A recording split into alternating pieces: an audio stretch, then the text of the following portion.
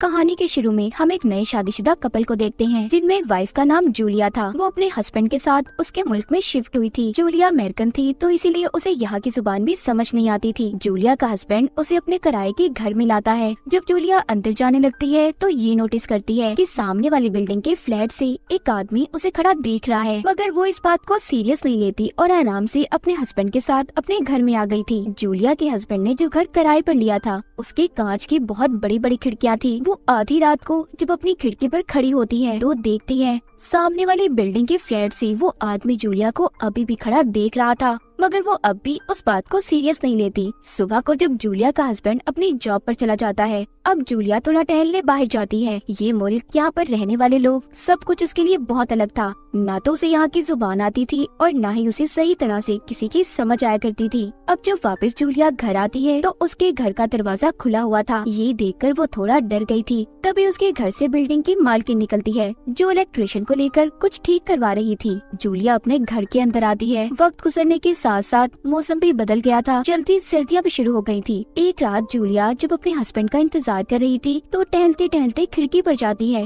वो देखती है वो आदमी जो हर वक्त उसकी खिड़की की तरफ देखता रहता था, अब भी वो वहीं पर खड़ा उसे देख रहा था। ये बात उसे बहुत अजीब लगती है। उसके दिलो दिमाग में इस चीज का डर बैठ गया था। थोड़ी देर बाद उसका हस्बैंड भी घर आ गया था। ये अब उसके साथ घूमने बाहर जाती है। ये दोनों देखते हैं कि पास ही वाली बिल्डिंग के पास एम्बुलेंस खड़ी है। जब ये जाकर लोगों से पूछते हैं तो कोई भी कुछ भी नहीं बताता कि आखिर वहाँ पर हुआ क्या था। घर आकर जूलिया टीवी में खबर सुनती है कि पास वाली बिल्डिंग में एक आदमी ने, जो कि बहुत ही खतरनाक कातिल है, उसने लड़की को बहुत ही बेरहमी से मार दिया। ये सुनकर तो जूलिया ज्यादा डर गई थी। वो अब अपने हस्बैंड को बताती है कि सामने वाली बिल्डिंग में एक आदमी है जो हर वक्त अपनी खिड़की पर खड़ा मुझे देखता रहता है। उसका हस्बैंड जब अपनी खिड़की पर देखता है तो वहाँ पर कोई भी नहीं था। वो जूलिया से कहता है कि ये तुम्हारा सिर्फ एक वहम है, ऐसा कुछ नहीं है। अगले दिन जूलिया के हस्बैंड के ऑफिस से उसका दोस्त आता है। वो भी उसी हादसे की बात कर रहा था जो हादसा इनके घर के पास हुआ था। वो बताता है कि उस आदमी ने बहुत सी लड़कियों को मार दिया है। जूलिया उसकी बातों को सुनकर और ज्यादा डर गई थी क्योंकि वो सभी हादसे उसके घर के आसपास हो रहे थे। अगली सुबह जूलिया जब कूड़ा फेंकने बाहर जाती है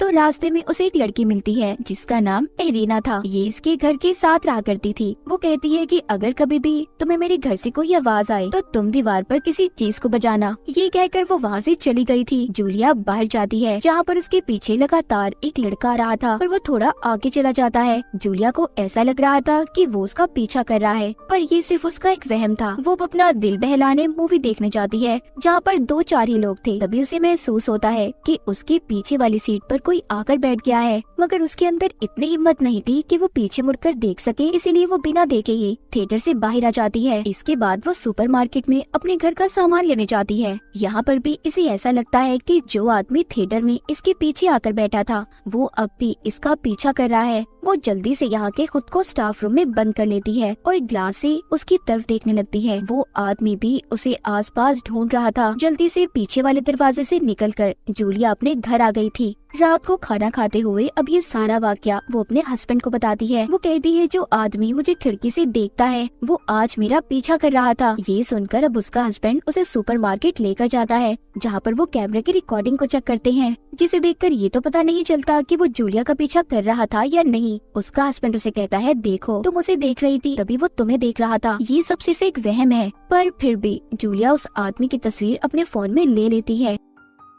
अगली रात जब जूलिया अपने हस्बैंड का इंतजार कर रही थी तो तभी उसे कॉल आती है जो उसके हस्बैंड की थी। वो बताता है कि आज रात वो घर पर नहीं आएगा, उसकी कुछ जरूरी मीटिंग है। जूलिया अकेली डरी सहमी वो खिड़की पर पर्दे कर देती है क्योंकि उसे अभी भी डर था। वो आदमी जो हमेशा उसे देखता रहता है वो अब भी उसे देख रहा होगा। उसे हर वक्त अपने आसपास किसी के होने का एहसास होता था। तभी दरवाजे पर कोई दस्तक देता है। जूलिया अब डरते डरते दरवाजा खोलती है। बाहर एक बुढ़ी औरत थी जो अपनी ही जुबान में जूलिया से अपनी बिल्ली का पूछ रही थी और उसे उसकी कुछ समझ नहीं आती। तभी बाहर खड़ी एरिना जो कि उसे देख रही थी वो कहती है कि ये औरत अपनी बिल्ली के बारे में पूछ रही है। और साथ ही वो जूलिया को अपने घर आने का कहती है। अब उसका भी कोई दोस्त नहीं था, इसीलिए वो इरीना के घर आ जाती है। ड्रिंक पीते हुए जब ये दोनों आपस में बातें कर रही थी तो तभी इरीना का कोई जोर जोर से दरवाजा बजाता है। वो जाकर दरवाजा तो नहीं खोलती, वहीं पर खड़ी किसी से बातें करने लगती है। जूलिया उसे देख रही थी पर उसे उसकी समझ नहीं आती कि इरीना किससे बातें कर रही है। वो उसे आकर बताती है वो मेरा दोस्त था जो बहुत गुस्से में था, इसलिए मैंने दरवाजा नहीं खोला। उसने मुझे मेरे बचाव के लिए गन भी दी है। वैसे तो अच्छा है पर कभी कभी उसे गुस्सा आ जाता है। थोड़ी देर बाद जूलिया वापस अपने घर आ गई थी। वो जब आकर खिड़की से पर्दे को हटाती है तब भी वो आदमी वहीं पर खड़ा उसे देख रहा था। जूलिया अब उसे हाथ हिलाती है, वो भी बदले में उसे हाथ हिलाता है।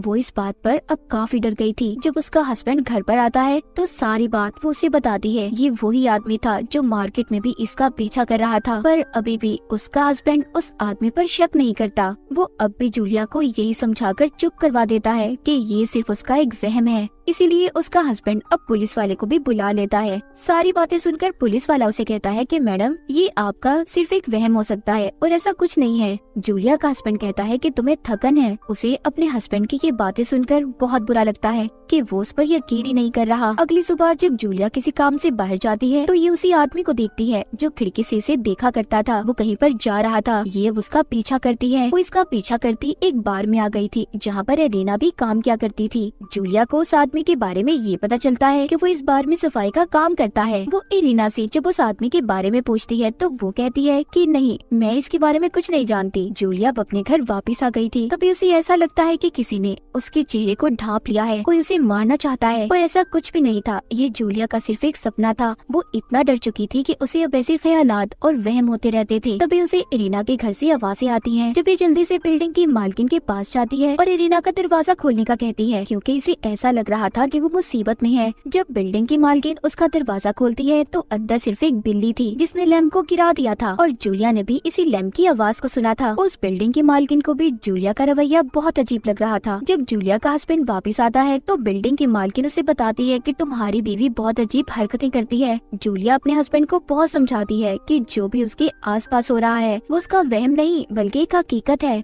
मगर उसका हस्बैंड उसे कहता है बस कर दो यार, क्यों ऐसे कर रही हो। वो इस बात से अब परेशान हो चुका था। उधर जूलिया इरीना के लिए बहुत परेशान थी क्योंकि वो पिछली रात से घर नहीं आई थी। तभी उसके दरवाजे से आवाज आती है जो इरीना का दोस्त कर रहा था। जूलिया बाहर आती है और उसे इरीना का पूछती है। वो बताता है कि आज हमने मिलना था पर वो मुझसे मिलने ही नहीं आई और इसी बात का तो पता करने में उसके घर पर आया हूँ। अब कोई दरवाजा भी नहीं खोल रहा। वो इरीना का नंबर उससे लेती है और उसे कॉल करती है, मगर उसका फोन उसके घर में ही था।